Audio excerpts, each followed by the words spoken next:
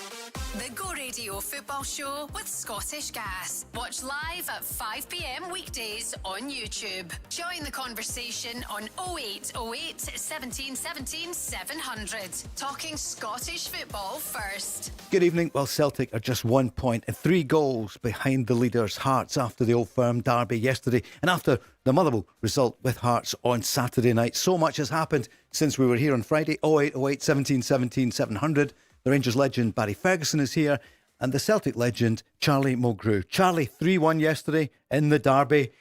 Wow, how are you feeling?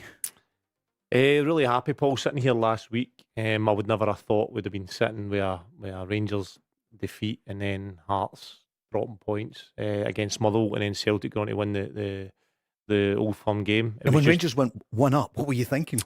Yeah, sitting back thinking that's the last thing Celtic needed. Obviously, no great defending from Trusty or the Celtic back four. Rangers started well with a high press, they end up winning the ball.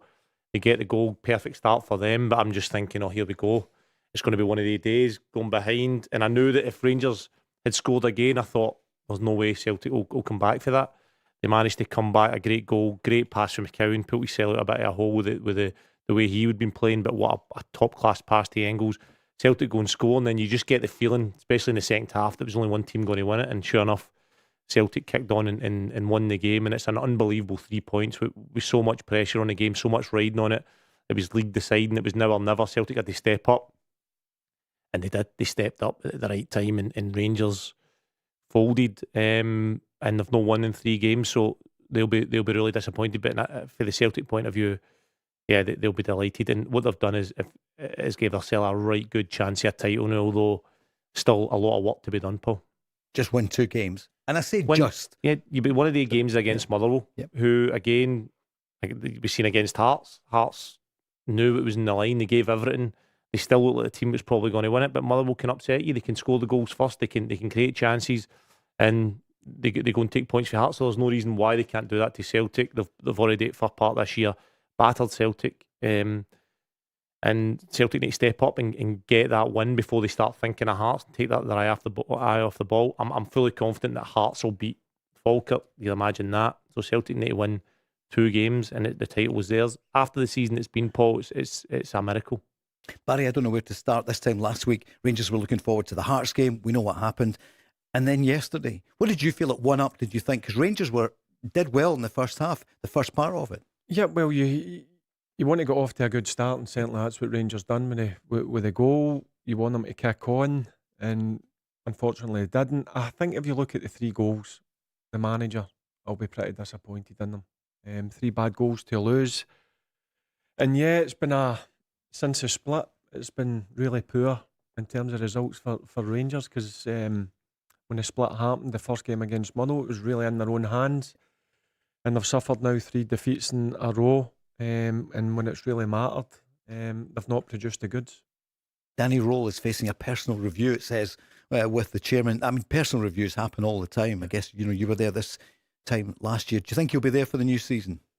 Yeah, well, I listened to his presser before the Celtic game, and he was looking ahead to next season, obviously, where he wants to strengthen. So, yeah, but I don't see the reason why he wouldn't be there. I know there's been talk about Wilsberg being interested, but we just need to wait and see over the next week or so. But certainly you're going to come under for a bit of criticism, under a bit of pressure now with the 3 defeats, 3 bad defeats. And as I said a couple of weeks ago, I was pretty confident that Rangers were in with a good shout, but they've not been able to handle the situation very good. And what about Martin O'Neill? You know him well, Barry. You came up against him playing. You've seen him since then.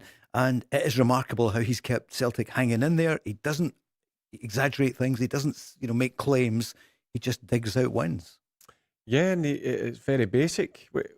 In terms of, if you watch Celtic, I don't think they've been a great watch, but he knows how to get results when it really matters. And again, they've gave themselves a chance. Hearts, obviously, in my opinion, are still favourites, but you just need to wait and see what the next 2 games bring. What about Maeda's second goal, Charlie? Oh, amazing goal. I mean, seemed to take an age to go in the net, but sitting there watching it, it's an unbelievable effort from him.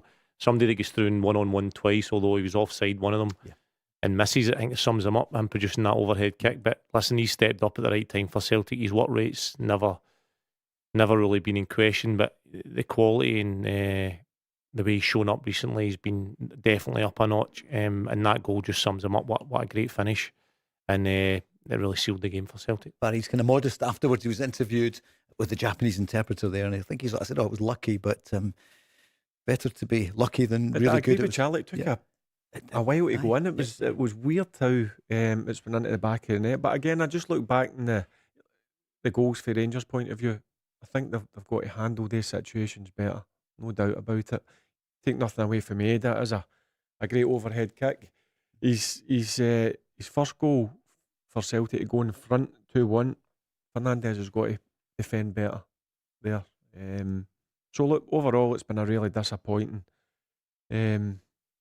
last 3 games, and you want to try and finish as strongly as possible, and that's got to start in Wednesday night against Hibs. It's the last home game of the season. You want to try and put at least a show on, and we'll see where it takes us. Meanwhile, of course, Motherwell against Celtic, and the Sky cameras at Hearts against Falkirk, which surprises me in some ways, given that it's a home game for Hearts. There'll be 18,000 in there, but Celtic and Motherwell, there's only 12,000 there or whatever. Yeah. It's going to be some game as Rangers are at home to Hibs. Right, let's hear from the managers, all three. You can call us 0808 17 17 700. Martin O'Neill at full time. Yeah, it was really obviously important to win the game. Great fight back by the players, lovely to win. Played some really great stuff. Strange enough, so did Rangers as well too. So it was first half was just really hectic. It was one of those: you have the ball, they have the ball, you have it, they have it, and they made the most of it. And so coming from behind today was great for us. Yeah, disappointed. Of course, there's no question mark. I think we saw a game who was, very competitive. Both teams had momentum during the game, but finally we lost the game. And when you lose a game, then not everything was great. Maeda's goal, the second one. Sensational, really sensational. His second goal was out of this world, but his whole performance, he starts off with closing down the negative part of the game, which he galvanises the side because he's so good at it. And then his own performance, scoring the goals with the ball, was magnificent. Derek's on, a Rangers fan, has called 0808 17 17 700. Derek, good evening. Hey, good evening, Paul. Good evening, panel. Right, Derek. How are you doing, I've Derek? got 2 points. My second point is to Barry, but my first point is VAR decided the title. And my second point is, I think Barry's already answered it. I just don't see how Danny Rose could still be at Rangers next season. That's 24 points he's lost since he's come into Rangers in October. If he was in as an interim boss, he wouldn't probably be getting kept on. And I don't see how he can continue on as a Rangers manager next season. But my first point is, did VAR decide the title? Okay, so the VAR on the Alistair Johnson tackle. I don't think VAR's decided the title. I think if you go through the season, there's been bad decisions. But there's no doubt about that. We've said it on here multiple times about the refereeing, the consistency. A different referees that game yesterday, and he maybe makes different decisions. I think that's a problem. I mean, I think you can go through numerous times where Celtic, Rangers and Hearts have benefited, and it's went against the 3 teams as well. So I don't think you can see VAR decided the title. I think it's not been great this year. The consistency's definitely not been there. Decisions have been baffling at times. Different opinions on things. I've never seen it happen so many times, especially when you've got VAR to look at it again. The offside decisions, the handballs, the tackles. So that needs to be a lot more consistent next year for me. Were you surprised the yellow didn't become a red? For Alistair Johnson? When I'm watching that game, Paul, and it's going 50-50 between Alistair Johnson and Mikey Moore, my initial instinct is go and smash into it. That's my thinking as a Celtic fan watching it. He goes and he smashes into it. That's what you want your players to do. Fans would want their players to do the same thing. So that's what Alistair Johnson does. Then you see a couple angles of it and you think he's got the ball, which of course doesn't mean everything nowadays. He studs her up a wee bit, but I think personally there's not enough force behind that to say it's a sending off. I think all as football fans, as pundits, as ex-players, as everything, would we want to see sending offs for that tackle? I think everybody would answer no to that. Now, I know the way the game's going. I don't think there was enough force in that tackle. I think there was studs towards the foot in a still picture. I understand that, but I don't think there was enough force. Barry, what do you feel on that? I thought it was a red card At the time? Yes. When it was slowed down, I think it was the previous week. Similar, the Hibs player get sent off against Alistair Johnson. Jamie McGrath, yeah. So for me, lack of consistency. Look, I'm not saying it would have changed the game. Who knows? But when I was watching it, I thought to myself, when I seen it slowed down, it was a red card. And what about the wider point then about Danny Rule? 24 points dropped since October. Yeah, look, it's not been ideal the last 3 games. As I said, it's been tough because they got themselves in a brilliant position. They worked ever so hard to get in the position, and it was in their own hands. And unfortunately, they've let it slip. Starting with the first game after the split against Motherwell, where you can't allow a team a 2-goal lead. Then you go to Tynecastle. I thought the first half they were fine. They were in control of it. They just didn't react in the right manner for me in the second half because you knew Hearts were going to change. Derek was going to go in there and give his players a bit of a battering in terms of that. He didn't think that was good enough. And obviously yesterday you got off to a great start. You need to hold on to these leads because you know at times Celtic is going to put you under pressure. But yeah, if you're looking the last 3 games, I'm not going to hide away for the fact that it's not been good enough. Derek, the manager was asked, what's wrong with your team? The mentality? Is that the issue? It is in moments where we make not the right decisions. I think when we look back to our conceded goals, then you see some patterns what we have to improve very quick. I think in the first half a group who was strong connected. We scored. Then we got the equalizer, and then I saw again a team who was again committed. We come through, this is what we need, especially in these games, and especially away. And then you conceded a goal after 8 minutes in the halftime, and then in this 10-15 minutes you see there comes a lot of energy in the stadium, and then there comes an opponent and they play with confidence, and you have to come through to take something, and sometimes it's about suffer, come to the keep the 2-1 because that means it's always the game is open, and then you can see the next one, and then the last 20 minutes my team tried again and again, but of course there are things, and I think there I'm open, and we are open as a club. We take a lot of things from this time, and then we have to take the right consequences for the future because it's the most important thing now. Charlie, what do you think to that question about Danny Rule from Derek? Is he going to be there next season? Will he take Rangers to the promised land, which is win the title? When you lose 3 games in a row as a Celtic, I think Dick Advocaat was the last manager to do it at Rangers. A Celtic or a Rangers manager, you're under pressure, and that's part of the territory. So he needs to get a result next game in order to take him into next season. But straight away, he'll be under pressure for the start of next season. If he gets that far, that's the nature of being at Rangers. He now needs to step up and start winning games. I mean, I really feel that Rangers are lacking a spine of leaders, Scottish, preferably Scottish. When you look at Kieran Tierney, you look at Callum McGregor, James Forrest still in the building. In the staff, there's Stephen McManus, Sean Maloney, Fotheringham, Scottish players that understand. Luke McCowan on the pitch. These, I think Rangers really, really lack that. The communication to the back, to the middle. I know Barham was playing yesterday, but it's early days for him in his Rangers career. He gives everything, doesn't he? Yeah, I don't think Fernandes gets a big name for being a great defender, right? And he's got all the attributes, but I don't know if he senses danger. I don't know if he communicates enough. I've said it before, I think he heavily relies on his pace. When you're that quick, the same as Jigger, you rely heavily on it. And sometimes you're nice on the eye if you're nice in possession and you make some nice Cruyff turns. At the end of the day, as a defender, you're judged on how you defend your box. Do you head it clear? Do you get in front of Maeda before he puts that ball in for the second goal?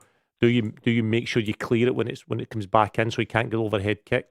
I think the wee bits of details that Rangers are missing. They've conceded too many goals, and I think they miss a real Scottish spine of players right through the middle, strong leaders, and they don't have to be Scottish. They can be British, but what you find with Scottish players is they've got naturally they're leaders. A lot of them I've played with are leaders, and they understand what it is that's needed in the vital moments, and the vital details. Raskin against Hearts, and the ball get cut back for Shanklin's goal. Shanklin's matched the man all the way into the front post, and you're thinking, pass him on to a centre back.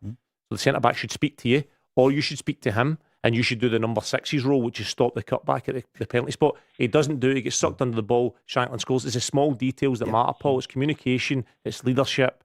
And I don't think Rangers have enough of the characters in the building. I think that will be key in the summer recruitment, that they have to go and they have to get leaders, people who are mentally tough.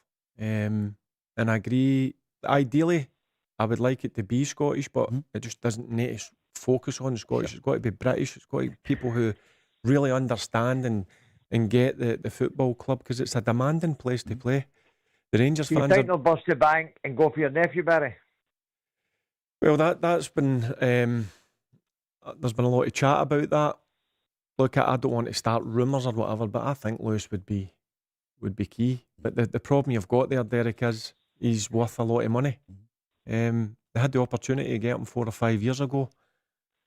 He's in and out of the Bologna team at this moment in time. But he's the type of profile that you would be looking to get to Rangers. Yeah, I totally agree with that. That was the name I spoke about today. And also somebody like Kenny McLean would potentially be a player that could help out in that department. I think that's the type you need. I mean, we go back, look at the man who scored the winner for Hearts last year. That was an absolute no-brainer to try and pick up a player of that quality in a free transfer. And we can't keep missing out on players like this. The Americans, Andrew Kavanagh must sit and say, what's happened here? The mismanagement to miss somebody like Andrew. Well, I tell you what, he puts his hand in his pocket. Yeah, sure. He backed the manager in January, and I have no doubt in my mind he'll go and back the manager again in the summer window. But I think as well, sitting here, Paul, Danny Rowe, we must remember he'd done a great job to bring Rangers back from where they were. I think we spoke about potential manager of the year if he went on and sort of kicked on. If he'd won the last 3 games, I know it's a lot of ifs and maybes, we'd be sitting here talking about how brilliant he's been, right? But at the end of the day, it's Celtic and Rangers, you're judged at the final moment when it counts. And can you be up there challenging? Have you got that winning mentality? I think the question marks are out on that. Well, Philippe Clement, Derek, as you know, took Rangers close, but didn't win. I mean, he won the cup just after he came in, obviously, but didn't win the league. And you had, how many games was that in a row without losing? You did say weeks ago when people were praising Danny Rule, you're worried that he won't win for you next season because you have to win the title. I don't think he's a man to lead Rangers. I definitely no, and I'll be amazed if I'll be very surprised, Paul, if he's a Rangers manager at the start of the season, because I think by Christmas we'll be in the same circle again. I don't think he's got that winning mentality. Yesterday when he was asked about the sending off and the potential offside goal, he body swerved it. A Rangers manager should have come out and slated the referee and put the pressure onto the referee for the next games. Because Derek McInnes did on Friday and Saturday night, didn't he? He didn't miss the referee. Yes. And I think potentially Danny Rowles in 3-4 years are going to be a really successful manager somewhere. I just don't think he grasps Rangers. But against, I think it was Hibs get battered, and then we played them the following week at Easter Road, and he was happy with a nothing each draw. At Rangers, that's a disaster, Paul. Like a draw at Rangers or Celtic, and the pressure starts to mount on you. And people keep saying that he put Rangers back into the title, and I'm not disputing that. But if Celtic hadn't employed Nancy, the title would have been done months ago. Yep, that's true. Yep, I think you could well be right. What would you do, Derek? If you were Andrew Kavanagh on the Rangers board, what would you be doing just now? Who would you go for? I said to you, I think it was one day last week, Paul, I would go for Derek McInnes or Alec Neil if Millwall don't get promoted. Because if he gets promoted, he's not going to come to Rangers, is he? Right. But if Millwall didn't get promoted, it would be Alec Neil or Derek McInnes for me. Somebody that understands the Scottish League and understands the demand of the fans. Like, in every good Rangers team under Walter Smith and previous managers, they've had a hardcore Scottish players, and I say this to Andy Walker, I think it was Matt Guidi last week. Yep. Rangers need a hardcore Scottish players. They should be picking up the best players. That boy Watson for Kilmarnock up for grabs. I think we've made a mistake getting rid of Finlay Curtis. There are other boys out there that Rangers could pick up from other teams, and then you would be weakening the opposition. So you should be looking at the players at Hearts, Hibs, Aberdeen, Dundee United, picking up all their Scottish players. Barry, it's a great point about Finlay Curtis. You know, he'd have been better on last Monday night, or maybe yesterday as well, than Scott Olsen last week. Yeah, listen, I think Finlay's certainly got the potential to play in the Rangers team. I just think this is been the best thing for him to go and play week in, week out, under a bit of pressure also at Kilmarnock because they're at the wrong end of the table. But he scored another great finish at the weekend against St Mirren. Rangers will get a more rounded player back after the experiences he's had this season. And of course, Danny's rule on Friday, it was there saying Wolfsburg, he was the number one candidate for Wolfsburg. So a board has to sit, always have succession. It could happen that he says, look, I'm off back to Germany where I want to be ultimately. What do you think Rangers would do then?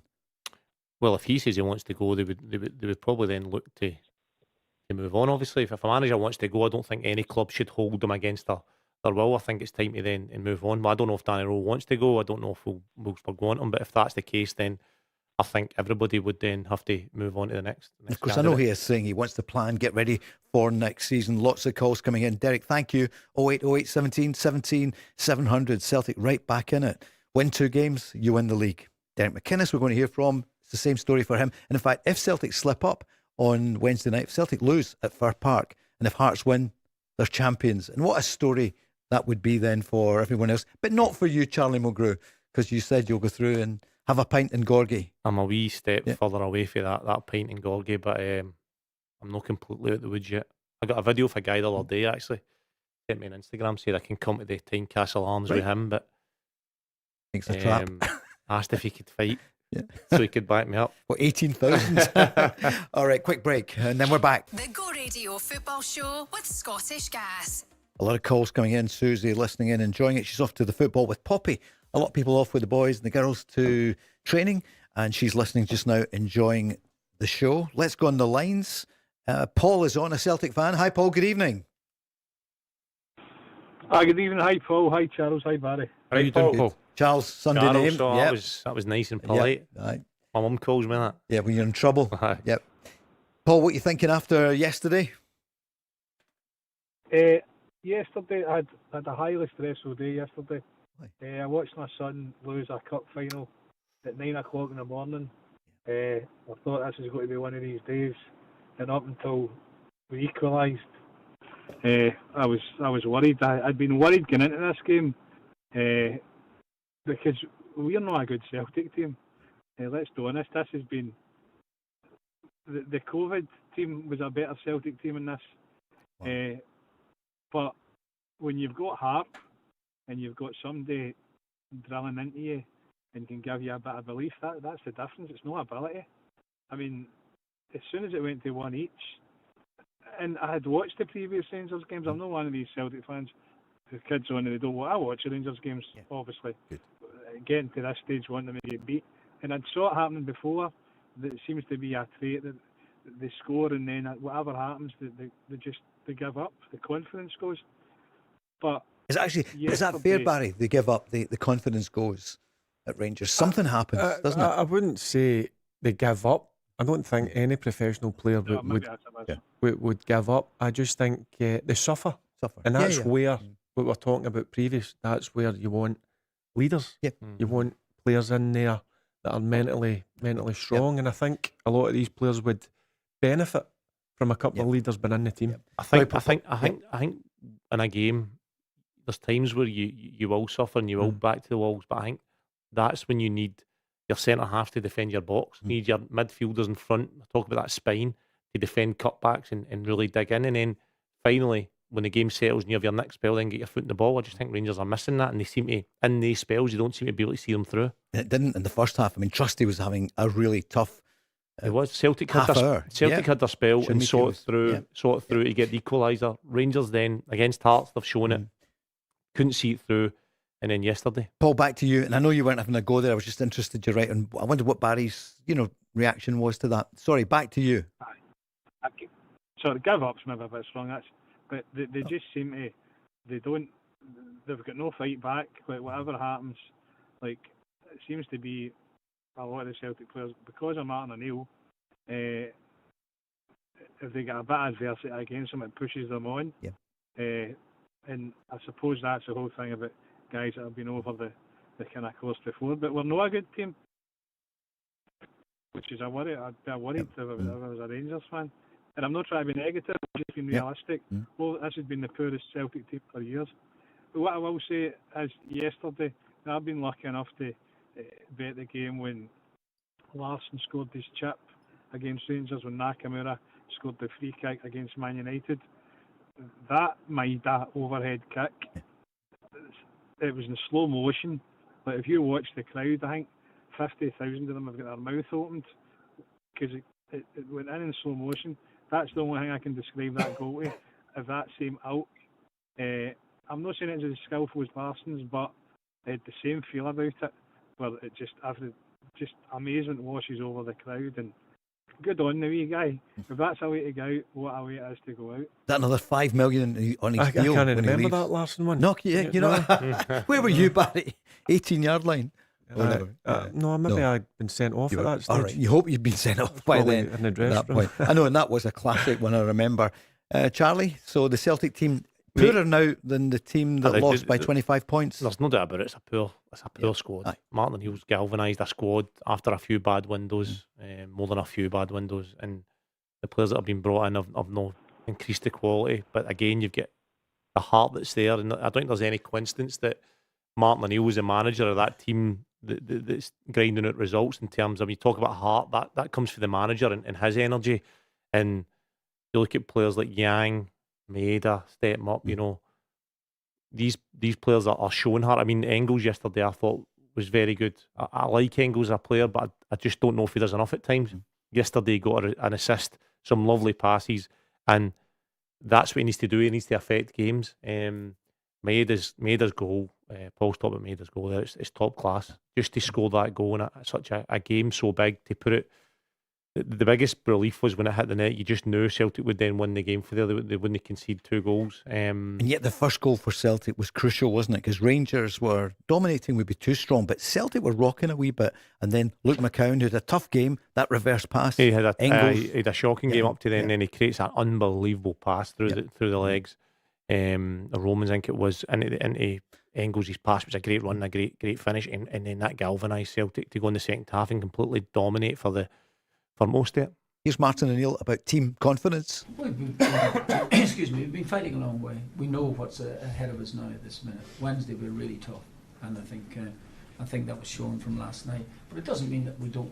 I think the run that we're on gives us confidence to go and compete, and also the fact that we've come from behind today as well too. I know we're at home, crowd were brilliant for us, but to come from behind against Rangers and play in the manner in which we did, particularly in the second half, was that should give us a boost. Danny Rowe at this point was asked, do you understand the frustration of the Rangers fans? Yeah, general, of course. I can understand this. I take all the disappointed and the angry from the fans in the right way. I understand them. If you come to a point in the season where you can really feel and believe to win something, and the next 3 games you lose, then of course, and this is the rights of the fans. I respect this in a way.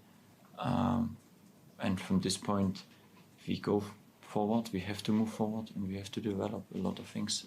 Paul, thank you so much for your call. Next up is Mark, who is on the line. Hi, Mark. Good evening. Hello, Mark. You can just about hear him there, but... Very good evening, gentlemen. Mark, you're through. Yeah, All right, good, Mark. thanks. You. Just phoning just on the back of...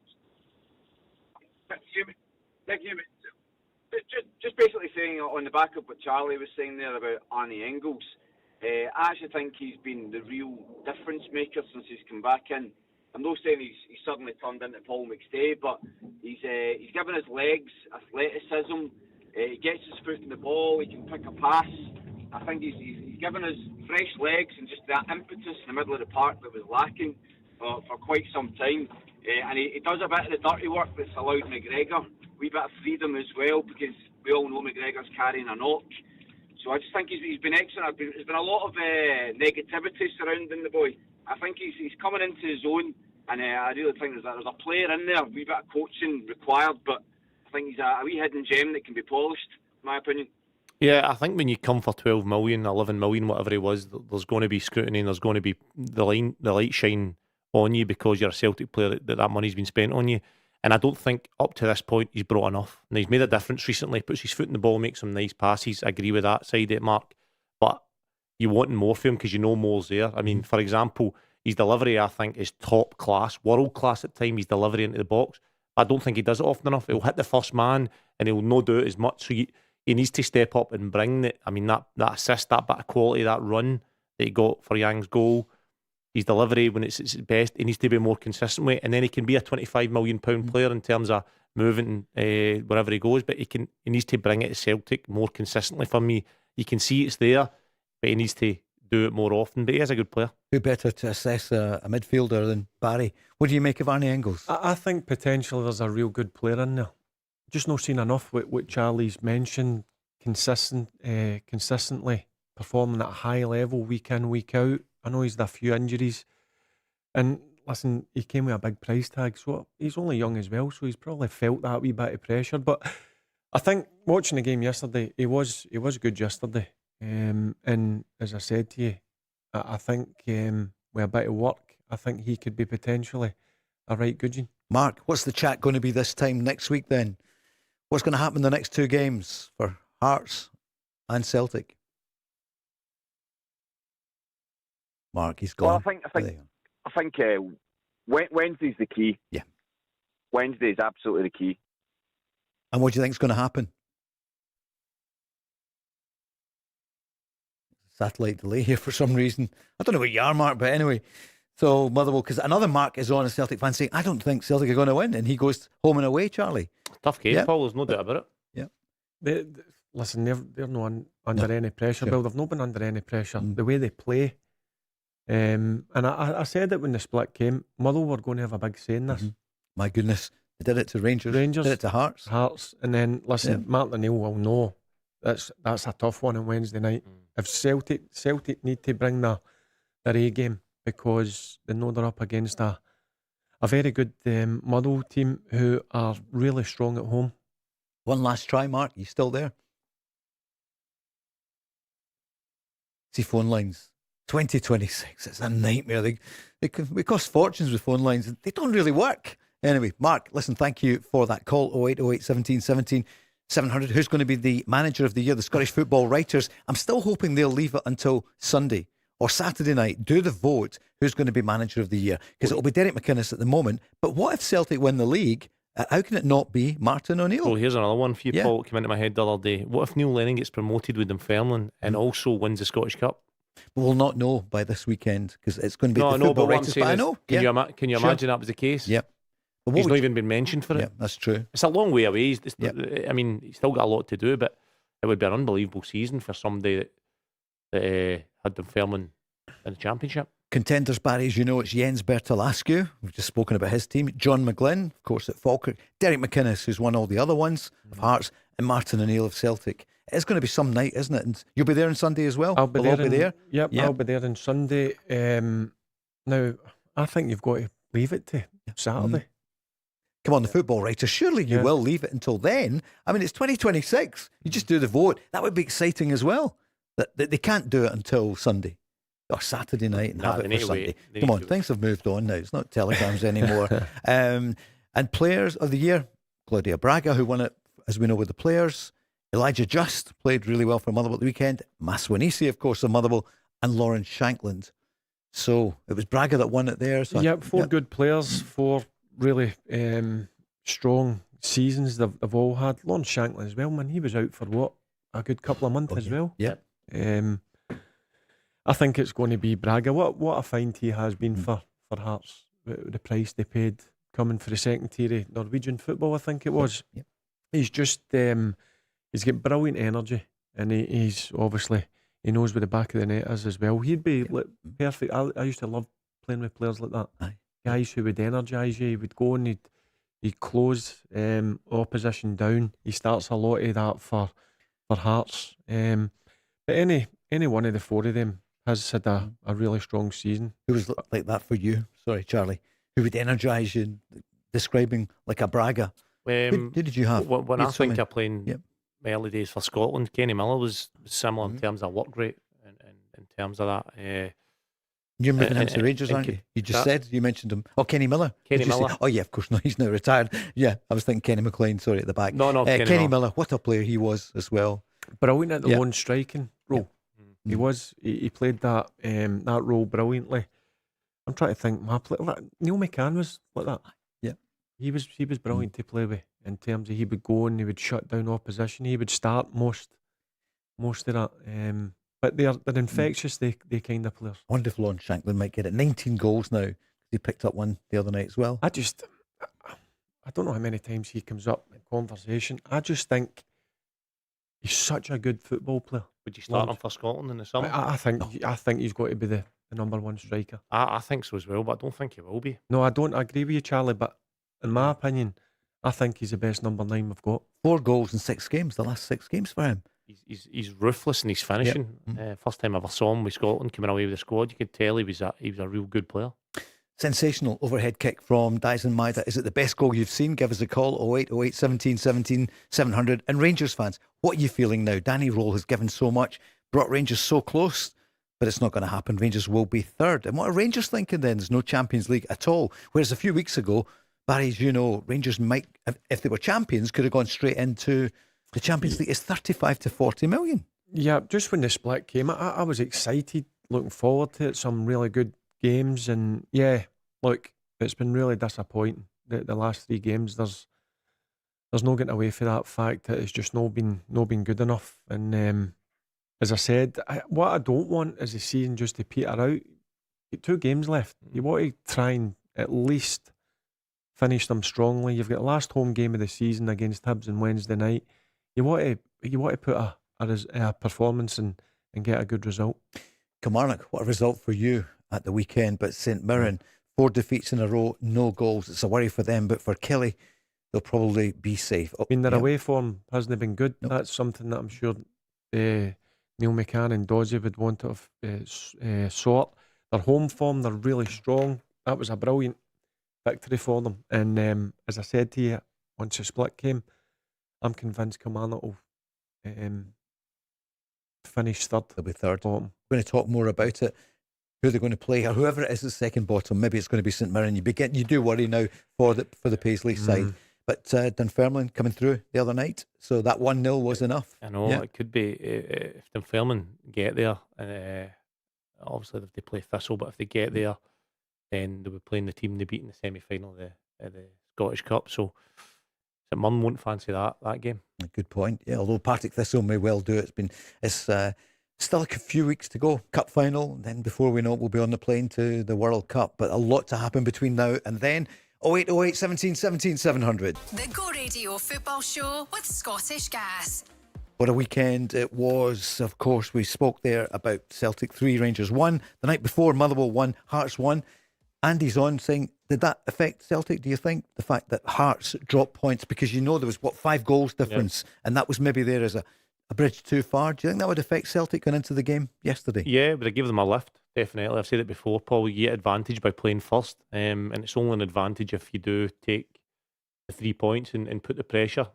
If Hearts had won before Celtic had played Rangers, then I think the pressure on Celtic, especially after going a goal behind, you would severely start to doubt yourself. It would feel a bit further away. So the fact that they've went into the game knowing that they can get a result here and get closer to Hearts, and then it's back in their hands then, in terms of no goal difference, it's more points. I gave Celtic a massive lift going into that game. Let's hear Derek McInnes after the game the other night. He's actually pretty positive, given he said, I don't want the heads going down. We got a point, not the 3 points we wanted. Even though we don't win, the desire to win was there, screaming at them, and they keep going and they keep asking the question against a really good team. This Motherwell team deserve all the plaudits they get. They're a good side, well managed, well coached, and they were bright and sharp with their work, particularly early on. I think the reason we'll go with the extra midfielders was really apparent. I don't think they created too much and opened up, but the goal was a poor goal from their point of view. Enough bodies to deal with it, and it gives them a lift, and they've had to respond. We've had a really good chance in the first half with Lawrence. Obviously, it's saved off the line. But I didn't think there was a lot in the penalty boxes for both teams in the first half, although I thought Motherwell were a bit sharper. Although I thought we finished the first half quite strong. And then it was all about trying to make sure we can go and get a winning goal. And delighted with the response for the players, delighted we keep going. We looked like a team that had playing for so much, and we never backed away. We just kept coming forward and trying to find a way to win a game. But And I think, although I've said to players don't want any long faces, you know, it's we've won a lot of games of late, and if we'd said going into the split, the first 3 games you pick up 7 points, you would have grabbed that, because these are 3 tough fixtures: away at Hibs, Rangers at home, and away at Motherwell. And Motherwell got a strong home record for a reason. Barry, what do you make of his comments? I think he's really positive there. That's what you want. Ideally, you want to win a game of football, but you've got to understand it's a difficult place to go. And I think he sums it up perfectly there. Your first 3 games, they're tough games. Hibs away, Rangers at home, Motherwell away, 7 from 9. I think he'll be pretty happy with that. And then obviously they're at home midweek. So I think overall, everybody's been on about can Hearts maintain it. I think they've done incredibly well to stay top of the league for so long.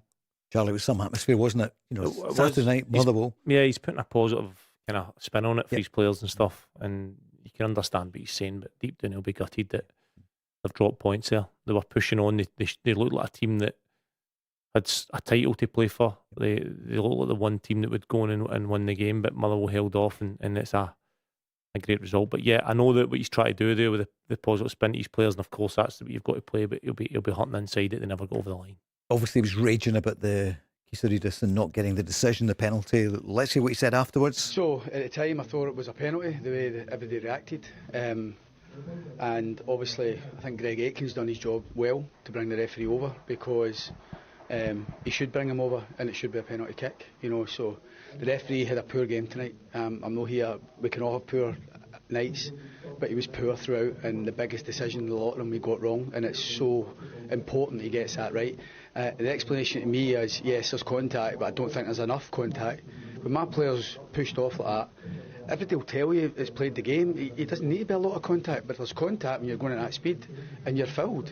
Why would Kisaridis go down if he's got a chance to play? It's a penalty kick, and I'm disappointed it's not been given. I don't know, because we get the Kabori one, and there was a lot mentioned about it a few weeks ago, when that was a Stonewall penalty, but it get mentioned again this week, get brought up, and whether there was a pressure there. But terrible decision. He had a bad night, Stephen McLean, and I'm all for one for, I'm not here to batter him with it, but I think if he should see that as we all see it, and it's a penalty kick. No, but you just did. Was it you that brought it up last week? What? The Kabori one? Was that right? Yeah. He's not, well, I don't know. He's not happy with somebody that brought it up. Yeah. Don't know who it was, but what do you make of his comments? I mean, he's coming out, he's being... For me, it's not a penalty, Paul. Again, if you look at, if you pause every single situation at a corner and somebody steps in somebody's toe, and if I'm marking you at a corner, you step in my toe, I go down, it's a penalty. If you start giving penalties for every single time somebody's toes stood on, I know the Motherwell player steps across him and he shouldn't step across him, but Kisaridis has been done far too easily, and it's not a penalty for me. Steve McLean get that one bang on, and Steve McLean showed a lot of character. Been sent to the monitor and still was strong in his decision. I think he deserves a lot of credit for that. Barry, what do you think? Again, it comes down to consistency. I've seen them given before, and that's the issue I think managers have got. I mean, I don't mind that. I don't mind a manager coming out. I don't think he's battering Stevie McLean there. He's just been honest in what he thinks should have been a penalty. Sometimes people just skip round about it. Derek's just been honest, and as I said to you, I've seen them given. It's funny with television now. See, when you watch it and you see they can focus on these moments. Yeah. It's the same yesterday in a way with the Mikey Moore and the Alistair Johnson, which at the time didn't look that bad, but when you see it back, certain angles you think, oh, that pictures are different as well, Paul. Yeah, Still pictures look like there's a foot on top of the studs on top of the foot, and a still pictures doesn't tell a story. You need to see the vid, you need to see the force, you need to see the full 10-second clip. Was Kisaridis too dramatic, Barry, maybe? Do you know what I mean? I know that shouldn't affect the decision. That point is well. But I'll go back to it. I've seen them given before, and that's what's probably frustrating Derek McInnes. And Kisaridis knows that he needs to go down in order to get it. If he stays up, he definitely doesn't get it. If he goes down, at least there's a check. And Maswanisi at the other end, it was a bit different, but I thought there was contact with Maswanisi. But on telly, Chris Boyd was saying he didn't touch him, but I think he did. I'm not saying it was a penalty. I don't think it was, but did you see that? Because the Motherwell fans are saying, well, we should have had a penalty. No, I don't think that one as well. I don't think that was a penalty. I agree. Yeah. Derek, the Rangers fan, was on earlier, and he, in a way, is praising Derek McInnes. He didn't say it, but he said Danny Rowe wasn't even really critical of the decisions that went against Rangers. This is what he said after the game. This is Danny Rowe. Yeah, I think since 7 months. You know me well. I'm at first not the guy to look excuses for some decisions. What I heard so far, I didn't see until now that maybe there was an offset situation because there was someone in front of our goalkeeper. The foul felt on the pitch really aggressive, but I didn't see it again. Some other people make the decision, and if the decision is like this, then we cannot change it now. I think everyone should look back.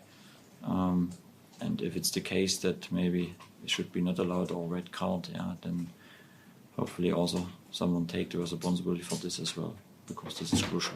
Barry, what do you make of his response about both things? He's got a different way to answer. Yeah. Some people are come out and go for it. He's very measured when he speaks. Some people like coming out, what Derek had mentioned. Derek wants to see the Rangers manager come out and say it should have been a sending off or the goal disallowed. Do you think Butland was it obstructed? Do you know what? I don't think he was getting it anyway. Young's finish. But I can see the point where the Celtic players are in front Jack Butland. Again, I've seen name given before. But in terms of Yang, I don't think Jack Butland's going to get it.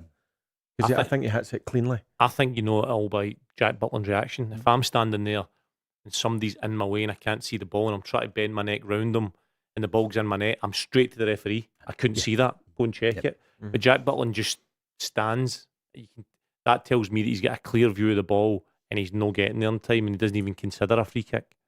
Who else will Rangers go for over the next few months? Charlie, a few Rangers fans are on. Billy's saying we need a British or a Scottish spine. So is Luke Graham one of them as well? Luke Graham could be one of them. Centre half, left-sided. Also Scott McKenna maybe potentially would be somebody. I don't know. I'm just throwing names out there, Paul. I don't know the situation. I don't know but this would be I think even the likes of Fernandes, right, for me, if you've got a good leaders run about him. So I know playing centre back when Brownie was in front of me, and we had a core of players like that. Everybody, players like Fernandes will shine and become better. Raskin will look better with somebody beside him that maybe fills the spaces that he leaves or vacates and does the proper job. You need a spine there that's leading. And yeah, Scott McKenna could be one. Barry, Scott McKenna? I've always liked Scott McKenna. Again, he was in a free transfer in the summer for Las Palmas when they get relegated. He's a good player. He knows the game inside out. He knows the Scottish game. I'm going to say he's a throwback, but first and foremost, he's a defender. He's aggressive. And was he on your radar last year? Sorry, last summer? Yeah, he could have been. That means yes. All right. No. But no, I've always liked him. He just keeps it simple for me. He's a good defender, and they're hard to find left-footed centre backs. It gives you a good bit of balance when you've got a left foot. I've just thought another one there. I don't know if he would come back for LA. Lovely place to stay, but Porteous. Oh yeah, Porteous was at Hibs. Another one that could potentially at Rangers because I know. Listen, but the Tiva scenario Rangers that I forgot about. They're not something with the Rangers fans. You know but that's fine. I think he's a good player as well, Porteous. But the boy, Luke Graham at Dundee. I just like the kind of story. He's learnt his trades through the lower divisions. And he's had a real strong season for Dundee this year. A few Rangers fans on as well. They want Lewis Ferguson. They're saying, Barry, make it happen. Alex is on saying, Barry, get it sorted by 7. That's the first hour already. 0808 17 17 700. The Go Radio Football Show with Scottish Gas. Watch live at 5 p.m. weekdays on YouTube. Join the conversation on 0808 17 17 700. Talking Scottish football first. Thanks there for the news. We've been nominated for a podcast award. I mean, we're not going to win it, I don't imagine, but hey, you never know. Maybe we will. Less than negativity, Paul. No, not at all. No, we will win it. I'm just underplaying it. I'm trying to learn from some of the football managers that I listen to. No, listen, thank you. We're in the finalists. Exactly, like it. Give us the pep talk. Take that bit out of the podcast, James, if you would. Right, Liam's been holding on for a while. You're meant to be our leader. I'm very positive. You know that. Totally. Definitely take that out. Liam, good evening. How are you? Good evening, Paul. Good evening, Barry. Good evening, Charlie. How are you? All right, Liam. Good. We're going to win. Liam? We're going to win a podcast award. So Well, I think we should maybe take a wee minute to get it out and make sure if we can vote, that we all vote for it. exactly, I'll get the details and ask you to vote. Good Because shout. honestly, see the number of people that have made the switch. You know, we created something, a behemoth in Super Scoreboard, but now see more and Lord. more people listen to us. Well, we did, and I created it along with Richard Park a long time ago. But I'll tell you what, Go Radio, something is happening. Nice. Did you hear the business show yesterday, the politics show? Bernard, he had a go at Douglas Ross. Did you hear that as well? need to tune into Listen, that that's another- politics I know, show. we want to wind up. We're for Glasgow in the West, right? Whether you're green, whether you're blue, we're up for Glasgow in the West. Rough. So, Aye. anyway, Liam, we'll find out. James is going to tell me how we can vote. No, James, and well deserved for the nomination anyway. thank you very much. Over to you, Liam. What about Rangers? Yeah, so I phoned in a couple of weeks ago actually, Paul. Mark Guidi was on that night. We were chatting about. I thought the Rangers just needed to, win the home games, get away draws. I thought we'd have been quite kind of having a good chance of winning the league, but disappointed. I think the man of the collapse has shown me that the manager's probably not the man to take us forward. So I think it is high time that we are looking for another manager.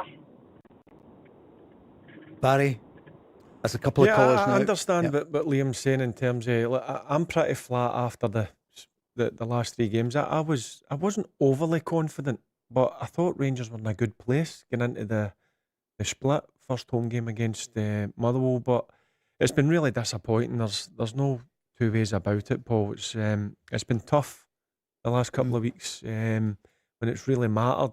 They've just not turned up enough, because you can't perform good first half, poor second half, or vice versa. Poor first half, good second half. So it's been pretty frustrating because, as I said, I thought they'd done the hard part, and that was claw the points back, and then it was in your own hands. But unfortunately, the last three games, I've tailed away, and it's been really disappointing. Were you wondering where was Nico Raskin yesterday? Not much has been said about it. Yeah, I was surprised. He's obviously, it must be an injury because he wasn't even in the squad. So yeah, it was disappointing not to see him in the starting lineup. Liam, where do you go from here?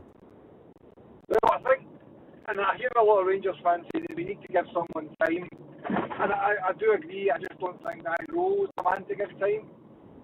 So there is one person that I've got in mind, and I think he's the sort of person that the fans would give time to. Who's that? Well, he's in the studio, and I'm not talking about Charlie. Charlie Mulgrew for Rangers. Oh, jeez, imagine. Charlie. Aye, that's a job I'd maybe take. Yeah, would you? Yeah. Nah. Barry's a man. I know. Liam clearly thinks, and a lot of fans, Rangers fans, think as well. If you're talking about Hart, Bottle, Gale as well, look at how you changed it against Mourinho, how you changed it against Brendan Rodgers this time last year. Barry, would you? Yeah, listen, I'm not going to hide away from the fact that I loved it. It was a dream. I gave it everything. Unfortunately, I never get the job. But listen, I'm still heavily involved, as you know, at Rangers, the ambassadorial role, and I love it. And I just want Rangers to be successful because it's been tough. It's tough for the fans. The fans turn up in their numbers, whether it's home and away. I just want to see Rangers being successful on a regular basis again. How much would you love to be manager of Rangers? I thought you were going to say how much would they ask for. No, listen, I loved it. I loved the pressure. I love being under that constant pressure. Look, there was a few bumps in the road. I knew that was going to be the case, but listen, no, it was an amazing time I had, and I loved it, and I gave it everything, and that's all you can do, is give it everything you've got. Will it come again, do you think? Who knows? Who knows? Would you accept it? If they say, Barry, come back in. Well, I don't think I need to answer that. I think everybody knows what Rangers means to me. It's a special place. And I'm like any Rangers fan. I just want to see Rangers being successful again. And it's a big summer ahead in terms of the recruitment again. They need to get it right. We need to get the right. It's not just about getting good players. I think you need to look deep into their background and whether they've been at certain places under a certain amount of pressure, because you're under constant pressure when you're at Rangers. The demands and expectations. But that's the way Rangers has always been. It was like that 30 years ago. It'll be like that for the next 30 years. But that's what makes it special. There's American owners now, and they don't hang about in business, Charlie. You know that as well. They want to be. They put a lot of money in, but they want success. It's a trophyless season again. Yep, and I'm sure they'll be looking. They've proved to be ruthless with their actions, so they'll be looking in and seeing it. And listen, I'm not saying that Danny Rowe or players or MD involved at Rangers doesn't know that when you're at a club like Rangers, Celtic for that matter, you need to win games. It's as simple as that. And when you go 3 defeats in a row, then questions are asked. That's the way it works in this city. Liam, do you think it'll happen? Well, I hope so. I just, I did think if we done a referendum after the selection of Russell Martin and they put it out to the public vote for the Rangers fans to choose between Barry and Russell Martin, it would have definitely been Barry. So I really hope to see it happening, because as I say, I do think that the fans would give Barry time.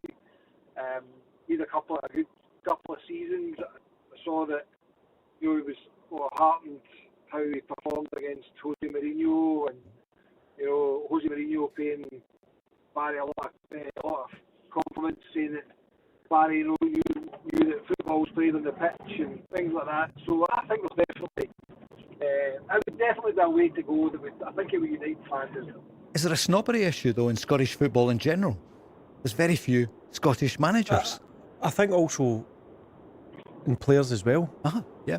I think it's important that you do have a identity, certainly at a club like Rangers. And I think that's the route that they will try and go down. Now, I'm not just saying you just sign them for the sake of signing them. They have to be the right people, but there's certainly players out there playing at other clubs that I firmly believe could do a really good job at Rangers. Danny Rowe was asked, the job, is it bigger than you thought? No, I've never underrated this job here. It's a huge club, ambitions club. There's a lot of power. But this is general. When you work for a big club, you have great moments. 2 years ago, we were confident, enjoyable. We're looking forward for the split, and after 3 weeks, you come to a point where you think, disappointed, really disappointed. You look to the game backs and you see mistakes what we repeat and repeat. And I'm have the self-confidence to go forward and lead this group, to lead the club in the future, and to bring titles. I wonder if something comes up in Germany in the next few weeks, Wolfsburg or whatever, and that he goes over there with the thanks to the Rangers fans who say, look, he clawed back the 13 points, didn't quite get there, but it might be change again. Taylor's on a Rangers fan who's saying it's not good enough, but is it going to be a continual cycle, Liam, of every year you're changing the manager, and then you say in this. Remember when Philippe Clement came in? They said, "Look, it's a project." I know it's a word that nobody likes now, but this is long term. Rangers is not a project. I know, but it was long term. Do you remember that? They said this is long term. Rangers is not a project. You need to go in and you need to be successful straight away. Mm-hmm. Charlie, it is. No, you need to win games. You can tell if the manager's got that winning mentality early on, and you need to win games quickly. I know you need time to get a squad in, a couple of windows, of course you do, but then you quickly need to see if you can go and win the big games, and that's what it counts. But Danny Rose just had one window. He's just had one window. I know, Paul. Listen, he's under pressure. I just don't know whether you would need to ask him whether he enjoys that pressure. I know he knew the size of club he was coming to. I don't think anybody knows, if they've not been in Scotland, what they're coming into when they come to Celtic and Rangers, and you quickly find out. And you'd need to ask him, or he probably wouldn't tell you, but you'd need to know whether he wants to jump and go somewhere else, to maybe Wolfsburg, where it's a bit less pressure and not as intense as it is in Glasgow, because it's a hard. I remember speaking to Tony Mowbray, and he did not enjoy that side of Glasgow. Mm-hmm. It was far too intense for the type of person he was. Whether Danny Rowe feels that or not, I don't know. You would need to ask him, but yeah, if he moves on now, his stock's pretty high for what he's brought Rangers from. But whether he does or not, I don't know. Because crucial, the background is, and still with you, Liam, here is Philip, a Celtic fan, on saying, if we succeed in winning the league this year, the board will sell £50 million worth of talent and buy in 15 or 20, maybe 5, he says initially. The extent to which we, Celtic, are now an English Championship standard team is a measure of the dreams and the team's ambitions and aspirations of a once great football club. Winning the league perpetuates the misery. Come on the Hearts. He's a season ticket holder at Celtic. You don't often hear that. And my point on this for you, from a Rangers context, if you didn't do it this season, when are you going to do it? Because surely Celtic will improve. And also at Hearts, Tony Bloom, the word is he's going to put in more money for next season. Liam? And I think it's absolutely right. I think you can only really worry about yourself and how you know what we do.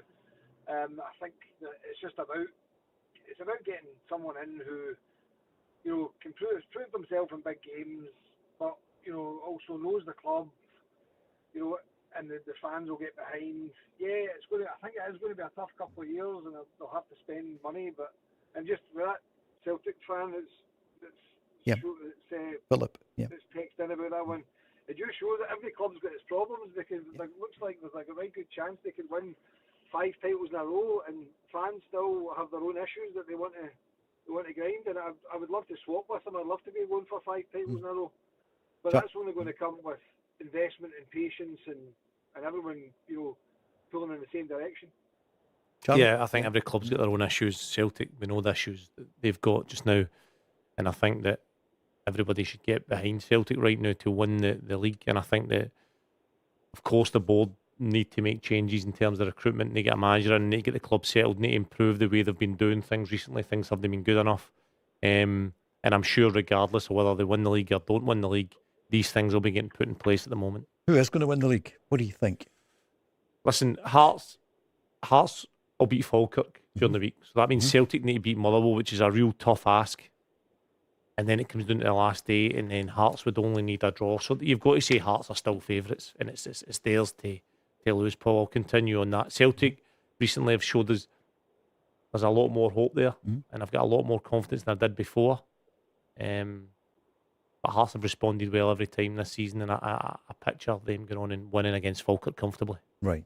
Even with their injuries, Sure. Leonard looks injured, Halkett looks injured, who is a big player for them, but they've showed that they can respond to injuries this year. Yeah, the manager's spoken about both of those injuries. They're out for the season. Achilles, both of them. You know, and I've managed, 18 years now, and I've only had one boy that's had an Achilles in all my time. So to get 2 in the same game is really unusual. So obviously both boys are a bit distraught, and our thoughts are with them at the minute, just to try and get them up. But they'll play no further part in these next 2 games, and they both have been brilliant servants for us this season, both done brilliant for us, but we need to contend with that. But I'm just thinking, Derek McInnes, he does sound positive despite losing, the goal. So he drew on Saturday night. You've got to be like that. Listen, they're still in a position where I think you'd be delighted to be in. So they're still sitting top of the league, and I think he's been Hearts' best signing, bringing Derek McInnes in. He's definitely done a great job, and we'll see what happens in Wednesday. I think Hearts are going to do it. Do you? Yeah. Yep. Yeah. I think Celtic will draw against Motherwell. Charlie just said everyone has to get behind Celtic. I saw you smiling. Certainly not me, that's for sure. Liam, what were you going to say? Liam will get behind Celtic. Charlie, I think Celtic will win the league. Oh, Liam. I think with 2 games to go, I think Celtic just become irresistible when it comes to getting the games. I think they'll go out in their shields on Wednesday night, and then they'll get the result against Hearts. So I'm very, very sure that Celtic will win the league now. Here's what Martin Neal said to that question. People had said to me about momentum, and I think momentum can get shifted at any given moment. You know, we're doing fine, really doing fine in the game, in the games, and but as you say, something about we're just trying to find a way to win. But today, obviously special against Rangers, it is, but it's eventually, in the scheme of things, it's just 3 points, and we can look no further than Wednesday. And the race itself, Martin? What's to come? We have to win. We have no grounds for dropping points. We can't afford to do it. I would expect and just expect Hearts to win their game. So we've a really difficult match at Motherwell. Really difficult. And I couldn't even think about the following game until that match is played. Really difficult, as was proved last night. So Liam says he thinks Celtic will win it. He doesn't want it to happen. He's a Rangers fan. Charlie, you were a wee bit on the fence there, I think. Listen, it's one of these seasons. I mean, Motherwell, of all seasons, can if there's one season they'll take, but it's this season they took points for teams. It's a hard game. They've battled Celtic at Fir Park. That sticks in your memory. I know it was Nonce's manager, but it was a Celtic team that turned up and get destroyed for a good Motherwell side. So they've proved what they can do to Hearts. We saw Hearts batter Rangers the second half. It'll be a tough game, and Martin O'Neill knows that. If Celtic are going to beat Motherwell like they did at Celtic Park, they're going to have to fight and really earn it. And Hearts, Rangers battered them not that long ago, beat them 4-2 just weeks ago, and then lost this time last week. Who knows what could happen Wednesday? It's been one of these seasons. But listen, he's got, in terms of Celtic, Martin O'Neill, he's got key players back to their best. Maeda, for instance, he's starting to put the ball in the back of the net. But Celtic, I understand it's a tough place to go.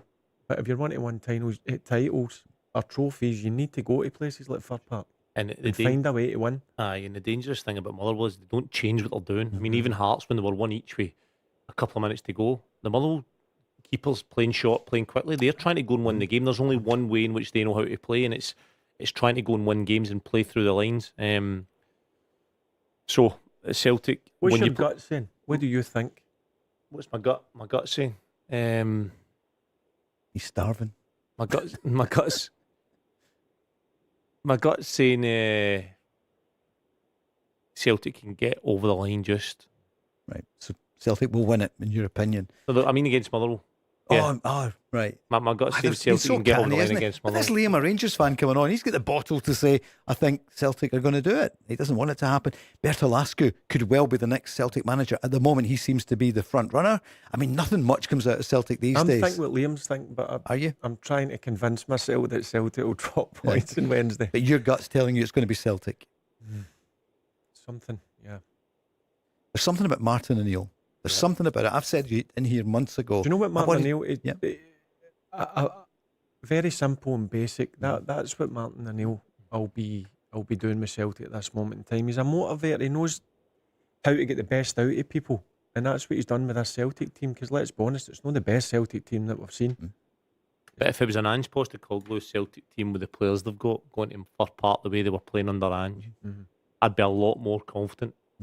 You know, Martin O'Neill's brilliant at what he does. He's been amazing this year, but he's not had the squad to carry it through. And that's, the manager's amazing, but he can only do so much, and the players are on the pitch. So that's why I'm not. It's so hard. My gut feeling told me that Hearts would be 8 points behind in March. You know, I was miles off it there. How can you? I don't know. I mean, you only see how the season unfolds. It's going to be a real tough game at Motherwell. Can Celtic grind out and get a result and ride out the good play that Motherwell have and see it through? Who knows? It wouldn't surprise me if Motherwell got a result. I think Hearts will take care of Falkirk. But it wouldn't surprise you either if Celtic get a result. Exactly. When it was surprised if Celtic won 2-1 or with a goal or two. So you can go anywhere. Liam, before you go, can I ask you a question? Who's your young player of the year? So Finlay Curtis, on loan, of course, from Rangers at Kelly. Luke Graham at Dundee. Barney Stewart, Falkirk. And Andy Todd at Dunfermline. Who would be your young player? Oh, Finlay Curtis. I think he would have been good in one of those title running things, wouldn't he? Yeah. Yeah. Absolutely. It's been the best thing that Rangers have done. Let him go out and play week in, week out. And you see him each game. I've kept a close eye on him. It's been brilliant for his development. Now I'm hoping he's coming back pre-season, bursting a gut to try and get into that. Do you think he could have played ahead of Scove Olsen though? Or played a bigger part? I just don't think he was going to play much football, Charlie. So that's why I think Rangers have said, right, make a decision, go and let him play week in, week out. Under a wee bit of pressure as well, because Kilmarnock were obviously in the danger zone down the bottom of the league. So it's worked for both parties.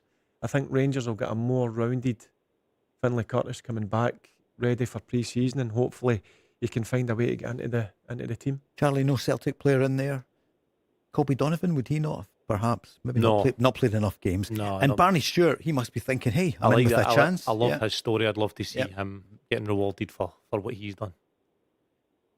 Liam, thanks so much for your call. Thank you. Cheers. Thanks, Speak guys. to you again. Cheers, Liam. Yeah. Talking a lot of Four sense. good being young honest, Scottish players. aren't they? Yeah. Yep.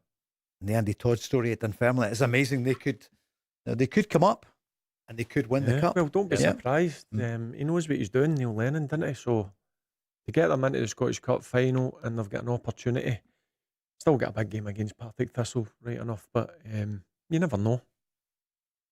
Yeah. If there's one manager that can go and cause an upset in these big games to come, it's Neil Lennon. I've said it before. Won the semi-final. He's a big game manager, and he's brilliant at managing the underdog and that expectation, and letting players believe that they can win big games. So if he goes and does that, Neil Lennon, that's an unbelievable achievement. Although I don't want to jinx him, he's got a long way to go. Because you've had a nightmare season Aye. with predictions, haven't you? Whoever Yeah. finishes bottom, which Yeah. it looks like it's going to be St Mirren, you wouldn't want to be coming up against the family No. or Partick Thistle. Either of them. Because they must. They would fancy their sense blood. chances. Yeah. Yep. 0808 17 17 700. The Go Radio Football Show with Scottish Gas. Great weather today, wasn't it, guys? Great golfing weather. It's still a wee bit cold, but great to see some sunshine. Barry, you playing much golf? You No. managing to? No. Too My busy at back- the moment. Oh, you're my- back, my of course. back's causing me a wee bit of grief. Oh dear. Yeah. Charlie? I'm desperate to get out and play because I want to go on and Pitch the batter bar. Charlie on Of his course. pitch to par. Gordon Looking forward to Strachan, that. he had some good lines, didn't he, in your podcast He was last brilliant, week? but I'm Yeah. thinking of changing the format. I don't Okay. like that alternate shot stuff. You don't get a game. I think we Yeah. go back to scramble. Was he good at golf? He's very good, but it's like that alternate shot. You don't get many shots, so you don't get time to warm up. But he's very good off the tee. He is good. Who's been the best golf player? Probably James. Obviously Paul Lawrie, but golf footballer or golf celebrity, whatever you want to call it. James MacArthur was. Oh, he's meant to be really good. He's good. He's off. He must be 5 or lower than that. It feels like. You're going to change the format. Here's an idea. Drop yourself, put somebody else on it. Aye. Instead of Mulgrew pitch the part. The worst full-time golfer Make ever. it somebody funny. And Aye. we saw Cy Ferry today at the podcast. I think James is going to let us know how people can vote for us. Cy, who kicked off this programme, Barry, what, 5.5 years They ago? get promoted. He's Nearly Kilbride. 6. I know. I should have said well done. Yeah. Wonder how they'll Didn't he do. like- Good didn't he like investment one? there, isn't it? Yep. Yep. I think they're doing the last couple for their job as well. Mhm. Is that right? Yeah. Yeah, it was between them and Gary Naismith. I heard so. Aki's doing okay at the weekend as well. So Really? Hamilton against Clyde. It's going to be weird, isn't it? I know. Mad. Sure. Hamilton are playing in Cumbernauld. Aye. Yeah. So they're and home Clyde game. are playing in Hamilton. It's Strange, bonkers, isn't it? Strange. Are the Aki's coming back next season? Yeah. Coming back to Aye, New I've got a Douglas Park. soft spot for Ackies. Absolutely. Sure. So, Want to see a local yeah. team do well. of course, Charlie, your local team? Kirky Rob Roy. Oh, Rob Roy, so it is. Great wee Yeah. facility up Did you there, ever by go the up way. there? Yeah. I've got to watch my son this Saturday. He plays with under fantastic. 15s. Brilliant. How's Yep. your other boy doing? He's doing all right, aye. Mhm. Fine, he's got a game today. They played Kilmarnock. I don't know how it finished. The I result, spoke to him. Yeah. Kilmarnock off when Billy Dodds or Neil McCann listening on the way home at night. I don't know about tonight, but I wonder if he heard there about Curtis Finlay for next season. A lot of people McCann's coming doing on. a terrible Yeah. job. I've seen some of the football they're playing. It's Yeah. shocking. I'll tell you I what, tell you what, yeah, they've done some they brilliant. have, haven't they? They've Yeah. done a brilliant job since getting in. And then it's a big game for them on Tuesday against Dundee. I think they'll win that. Do you think so? Yeah, they'll not finish second ball. No. St Mirren. And Dundee are safe, absolutely safe Yeah. after their win against Livy 3-0 at the weekend. Oh God, we're into, I know it's Do you know what I've tomorrow seen as night. well? Like, obviously, I keep an eye, a Yeah. close eye on Kilmarnock because of Neil McCann and Doddsy. A new training facility. Mm. It looks brilliant. Good on the Yeah. owner, Yep. the joint owner. He's been amazing, hasn't he? Bill Bowie, I think. Yes, it is, it. aye. Yep. Puts, Billy puts Bowie, a yeah. fair bit of Something money off in. for where they were, by the way. Mhm. They're now 4 points clear. Great club, Fair- isn't it? fair play. Yep. So Kilmarnock, Dundee, you fancy them? Because tomorrow night. Charlie? Yeah, I'd Yep. imagine Kilmarnock will get a result there Mhm. again. They'll get a good bit of momentum here with the results. They seem to be winning clearly as well. Mhm. So, no, I think they'll win that tomorrow, Paul. Dundee United, Livy, of course, Livy. It's a strange one. We spoke about it on Friday. Marvin Bartley, I thought he did brilliantly for Livy. Kept them up longer than we thought. Yeah, Then he done they a got good win. job. I just Yeah. think Davy Martindale's got a full hold of that club. The sounds it, and it's Davy Martindale seems to still be. It's a strange one. When have you ever seen only in Scotland a manager would leave the club and still be sporting director? Yeah. It's a strange situation. So, And Marvin Marv apparently was going to have to reapply for the job. So it's Yeah. strange. Who's going to win You your would old club? think he would have done his addition with being in charge. It's the best addition, isn't it? And to be fair, I was through at the Livingston Rangers game, and I thought he set up was really good. But yeah, it was a strange one to see him go. And Scott Arfield's in. Of course, yeah. His interim. Good lad, isn't he? Much loved by the Rangers fans.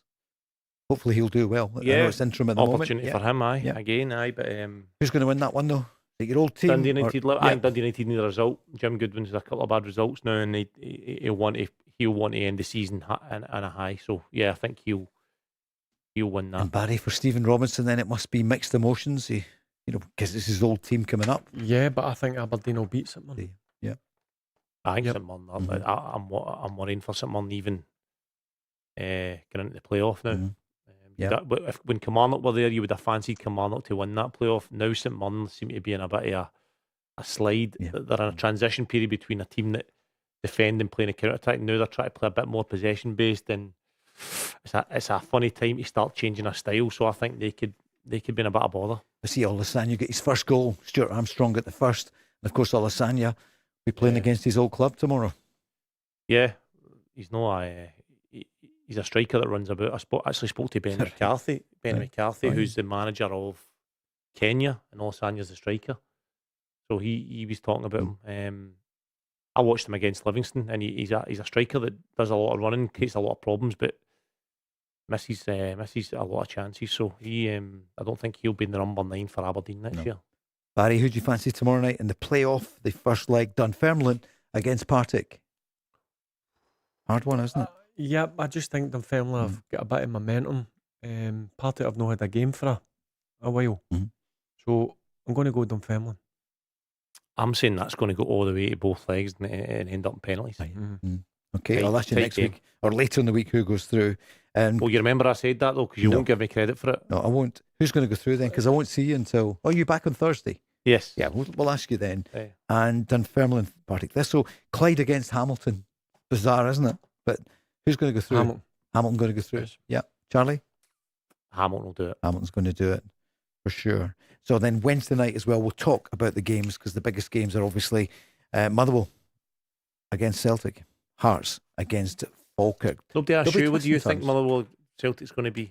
I think Celtic will win.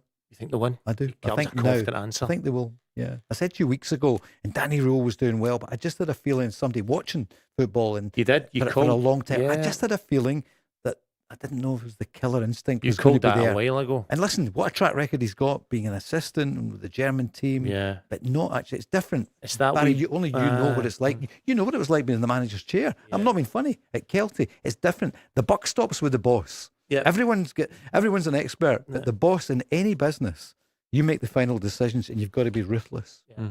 I just didn't know if he'd be ruthless enough. That's just part of being at a massive club that you're expected to win every game. Yeah. See if you draw a game, it's not good enough. No. And if you lose a game, it's an absolute disaster.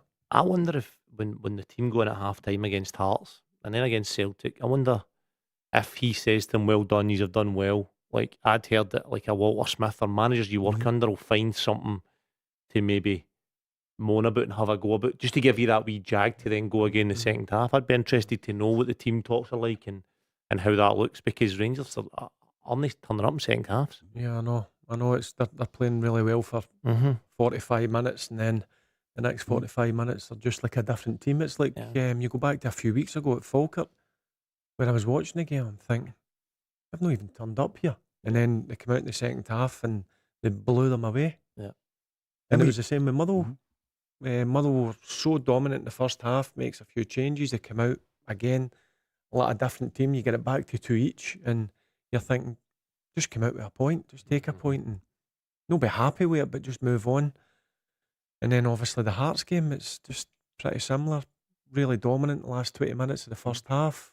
You're going in, you want to get that killer second goal, but sometimes it doesn't happen that way, but you need to. I just felt watching that game, I'm thinking, right, Hearts can't be any worse here. You know, Derek's going to get them in, he's going to go through them, they're going to change, he went back to his trusted back three, put an extra body in the middle of the pitch, and Rangers just couldn't cope with it. Charlie, I remember you in January said about Wilfred Nonsley, good first half, they should just stay in the pitch, the way the younger ones do. Yeah. Don't go up the tunnel, don't get half-time team talk, because they were good against Hearts. You mentioned it. They were good against Rangers. Yang had scored. I'd heard they didn't say much before the game. Okay. So then the players would usually start well in a lot of games when you get through them. Dundee United, talk about the Rangers game. You talk about a lot of games where they played well in the first half and then they would completely go second half. So he wouldn't say much before the game, I'd heard. He would go in at half-time and start speaking.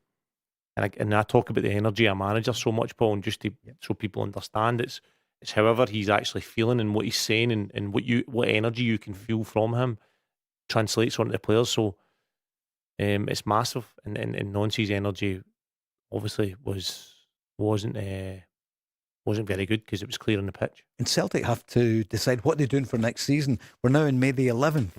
Happy birthday, Mary. Happy birthday to young Joe today. The clock's ticking. So Celtic... Why would you not give Martin O'Neill the job? Discuss. Why go down the route of getting another manager where Martin O'Neill's been in there? He clearly knows where needs strengthened, and he needs better players. But he's in there. Yep. Why wait till the summer, get a new manager to come in, and he'll change a lot of things when Martin O'Neill's been there? He's been there, seen it, and done it. He answered the call twice. He understands the club inside out. Why would you not give him the job? It's whether he wants it or not, and if he does want it, then it's worth a conversation. But there's more than just a manager needing in place at Celtic. Your Holtman manager comes in and sorts out the recruitment department, how that operates. Loads of stuff needing sorted. So I think Martin will still get a part to play at the club, and whether he wants to be the manager or not, I don't know. And they need to get that moving quickly. I know there's a title at stake, but is recruitment not Sean Maloney then under that? You get Martin O'Neill as the manager, Sean Maloney recruitment, but you can do everything. You can be assistant manager and recruitment. There's got to be a departments put in place by the club, I think, Paul, that stays long term and have a system in which works for you. That's not been there for 18 months. So there needs to be something in place and left there for a long time, and a manager in charge that's ready to give his energy and be there. I mean, Martin O'Neill's not getting any younger. Whether he wants it or not, I don't know. But Celtic need to start thinking about that now. Barry, what were you thinking? I'd be happy if he didn't get the job. Would you? There you are. Yep. Clip that one, send it to Dermot Desmond. Barry Ferguson doesn't want Martin O'Neill as manager. And age is just a number. And you're saying about an assistant, fine. Sean Maloney probably really good at recruitment. He's not the front man, is he? Of course he's not going to have the same energy as he had 20 years ago, but he still knows the game. He understands it's a difficult place to play up here. I think if you get to Martin O'Neill, you need to give him money. Aye. You need to give him a lot of money to spend. You need to give trust in him to prove that he's proved that he's got a winning mentality. Trust him to spend the money on the players. Still got 70 million in the bank, and they'll get money during the summer. Maida's money will go up more after that goal yesterday. He'll probably go. Engels probably in the summer, you'd imagine. So they'll get money in. I know their model is they then reinvest that money rather than tap the bank for the money they've got there. But why not give it to Martin O'Neill? Yep. And as Barry said, if they don't, whoever comes in, people say, well, Martin O'Neill won potentially a double. So why would you change? It's like the week when they said ahead of the Hearts game. I hope no. Barry, see, ahead of the Hearts were coming to Celtic. Celtic were playing St Mirren in a cup final. And how hard is it to win trophies?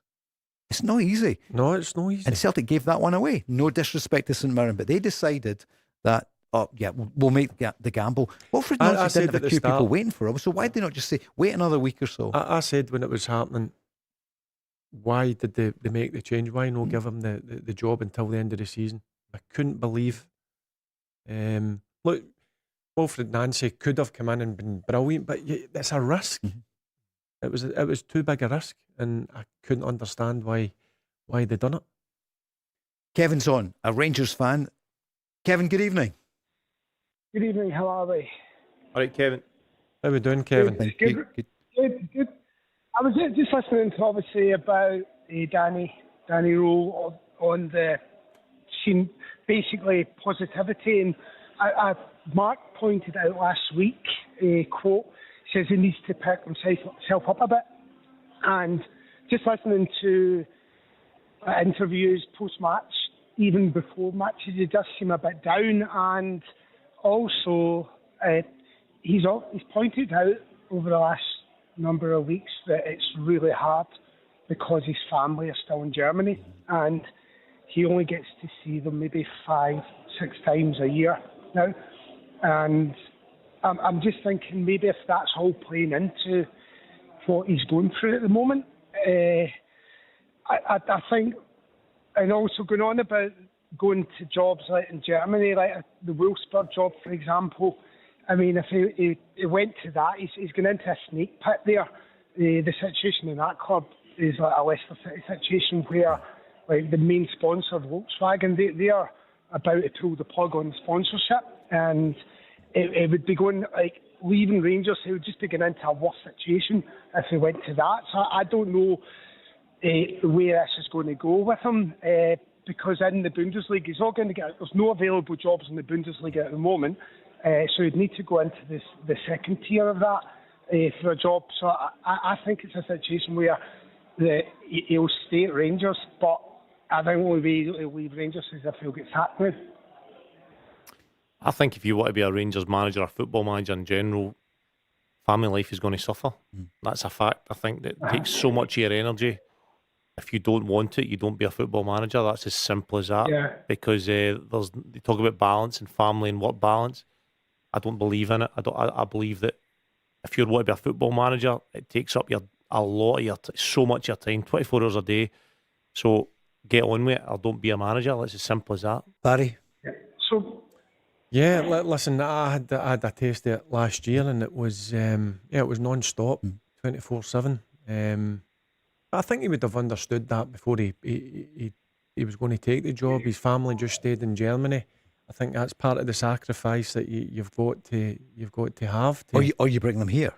Yep. So I know they're younger. Yeah, they're younger. Yep. So it must be difficult because it is. Sometimes you've got to take your mind off it at times, but it's there's loads of rumours flying about now, but I'm sure there's something will be said in the next few days regarding going forward in terms of their plan of attack for Rangers season. Right, there's going to be news in the next few days because everybody's talking about it, but he's got a contract, Danny Rowe. I think he's got another 2 years left after this season, so that's a great point you make though, Kevin, because it is on a human level that must be tough for him.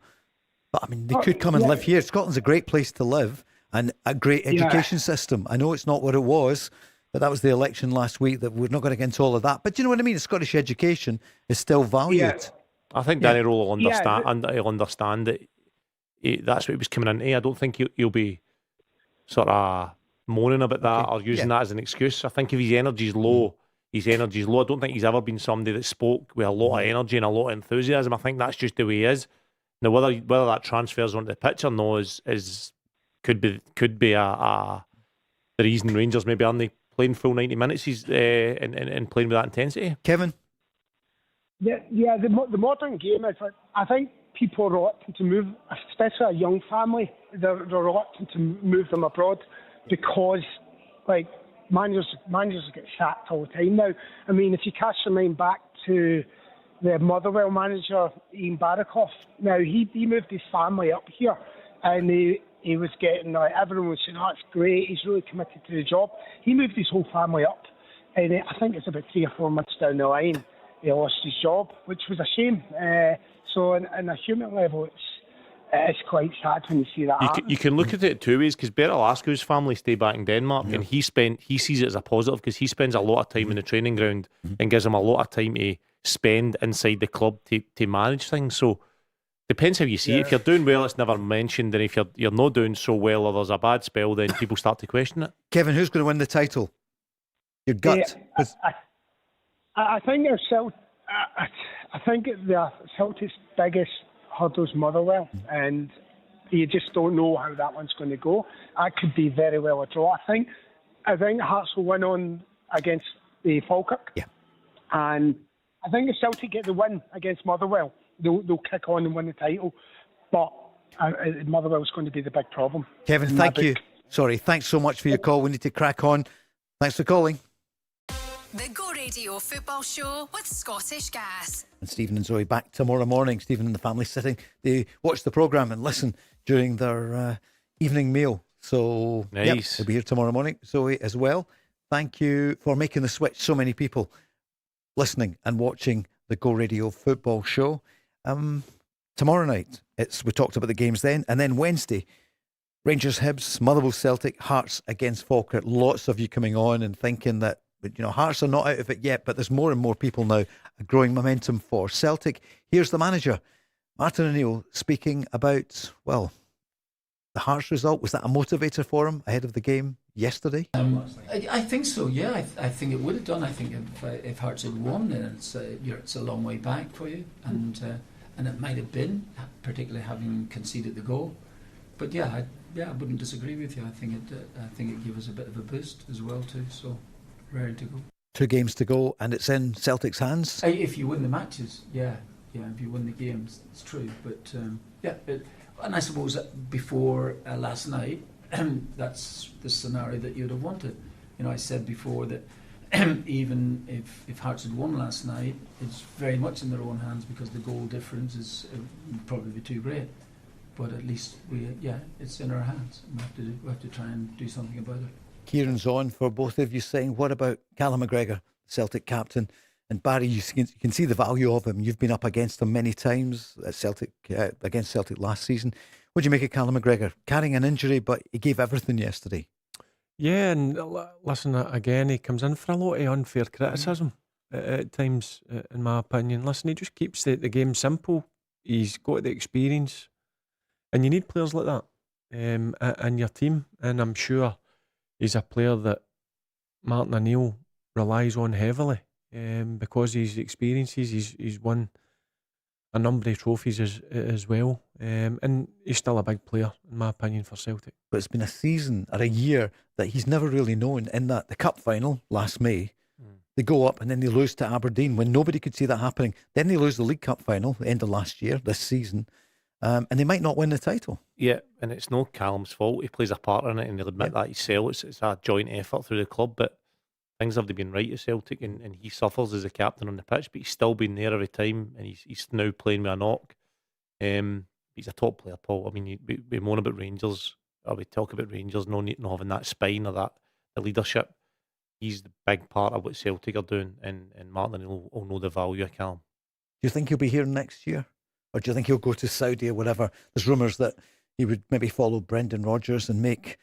I mean, he's done really well that at Celtic, money, but there's the kind of money... That money will be tempting. Mm-hmm. If that's an offer for him, that'll be a big question he'll need to ask himself and think about. I mean, I don't know how much it is. What age is he now? 32. 32.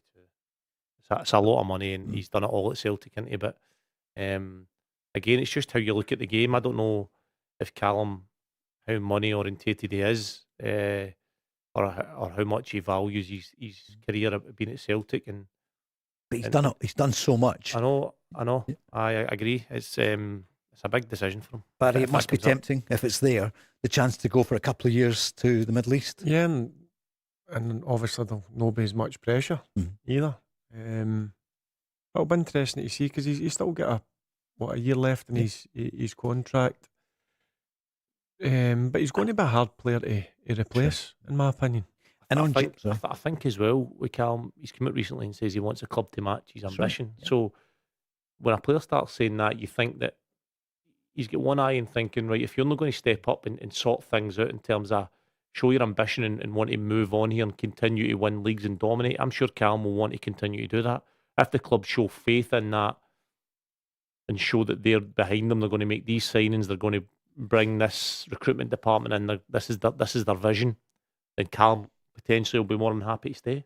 Is this the wake-up call that the board need? Listen, the board have done brilliantly in many ways. It's easy to sack the board and all the rest of it, but they do need to make some statements. They need to come out and speak and also say, right, here's the vision.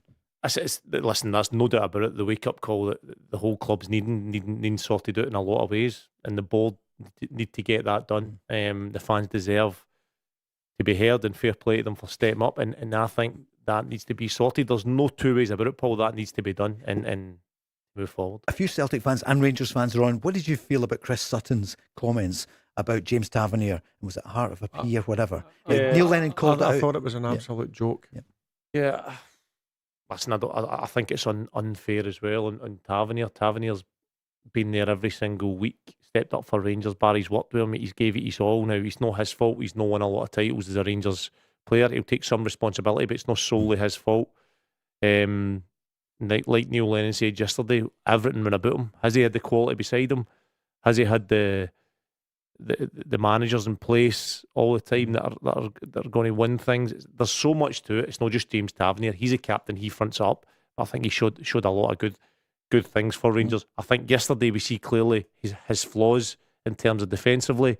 He's never been a great defender, but if he was, I don't think he'd have been in the Premier League for these amount of years. It wouldn't have been this time at Rangers. But you need to look at his positives in terms of goals, assists, European performances, big goals. He's done a lot of good stuff at Rangers. Chris Sutton often comes out with some great stuff. He's courageous at times, and he'll criticise his own club. But this one, Barry, was... I don't care what MD says. There was no need for that. I'm surprised that he said it about another pro. Yep. Got to remember, you've been in these shoes as well. I'm all for criticism, constructive, but I just thought that was below the belt. What's going to happen Wednesday night? Because we won't see either of you. Barry will be back on Friday. You'll be back on Thursday. Barry, Rangers Hibs, what do you reckon for Rangers? I heard what you said earlier. It's a last home game, Paul. You've got to put a performance on and get a result. So, plain and simple, Rangers have to beat Hibs. You think they will? They've got to, yeah. Charlie? Rangers will beat Hibs. Okay. Hearts against Falkirk. It's live on Sky. That's the telly game. It'll be one of these nights you could do with both. Charlie, what do you feel? Hearts will win that in their typical fashion. They'll maybe win by one goal, but they'll win it. Yeah, I'm going with Charlie. Hearts as well. And then Motherwell Celtic at the same time. They're all on at 8 o'clock. Barry, what do you reckon? Or Charlie, whoever wants to go first. I'm going to be positive on that. I'm going to say Celtic win that game 2-1. 2-1. Barry? Yeah, I've got a feeling. I know I says earlier about a draw, but that was me kind of hoping. I think Celtic will beat Motherwell. Yep. Be very close. It'll be a bit edgy, but I just think they've got that bit between their teeth now. And this guy, Dyson Maeda, everyone's talking about that goal internationally. They're showing it everywhere. Here's his manager. Sensational. Really sensational. His second goal was out of this world. But his whole performance, he starts off with closing down the negative part of the game, which he galvanises the side because he's so good at it. And then his own performance, scoring the goals with the ball, was magnificent. So it's going to be some wind up towards that. Tomorrow night, Mark Guidi will be here, along with Darren O'Dea, who was on Sportscene SC last night. On the Porteous comment, it was, do I look happy after a win against Rangers in the semi-final? So that was, remember you said earlier, the Porteous thing. Well, of course he's going to be happy. Thanks so much. Barry, see you on Friday. Cheers, Paul. See you Thursday, Charles. Cheers, Enjoy Paul. the golf tomorrow. That's Thursday. it from us. Coming up next is the news, and then it's going to be Jokel Day. Tomorrow night at 5.